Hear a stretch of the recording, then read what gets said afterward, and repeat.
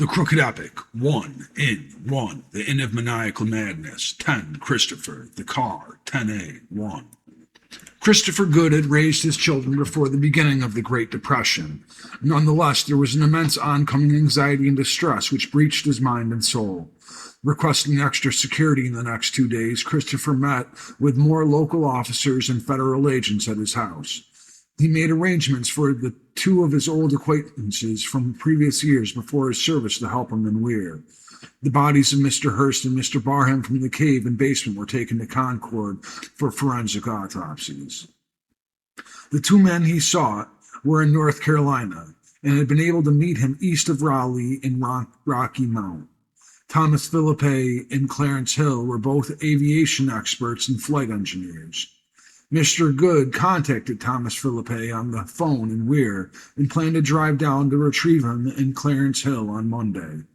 When Christopher considered his drive to North Carolina, he thought of his son, Alexander, suffering from brokenheartedness. He desired to drive down in the old Ford, which would need to be replaced soon anyway, and decided to have Theodore accompany him. "We're going to drive through 7 of the 13 original colonies in one day?" Theodore asked.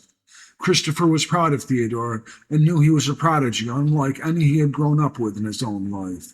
He corrected his son. It would take 3 days of driving, but confirmed there would be plenty to see on the road. Also, he had added a caution about their urgent need to return home.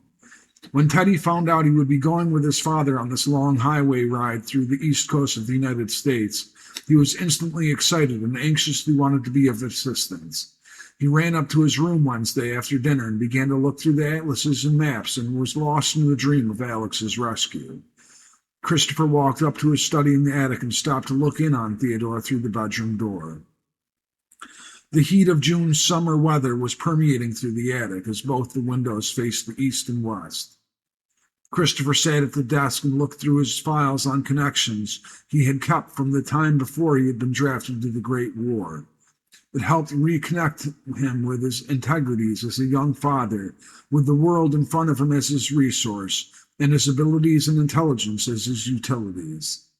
He had gone to Europe with one son, Alexander, and had been employed in the same grain company as his uncle, Harold. He met Ella at 17, married in the summer of 1913, and had his first child. Ella Good's family had paid for the car which she used to transport the caretakers to the boarding school, and she had excelled in the courses.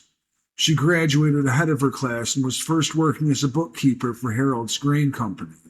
Chris found himself procured into it and indentured out of, through his tenured uncle's reference. Ella was 2 years older than Christopher. Her family was originally from Providence, Rhode Island. Still, after her grandfather's death from Spanish flu, they relocated further inland and set up residency with her mother in Concord, New Hampshire. Friday morning, June 3rd, 1927, Theodore hopped in the passenger side of the Ford, which had been purchased the same year he was born. Mrs. Wilson got in the back seat. Christopher backed out of the driveway of their house in Weir, and they embarked on the road to Rocky Mount, North Carolina. On the way out of New Hampshire, they would drop off Irene.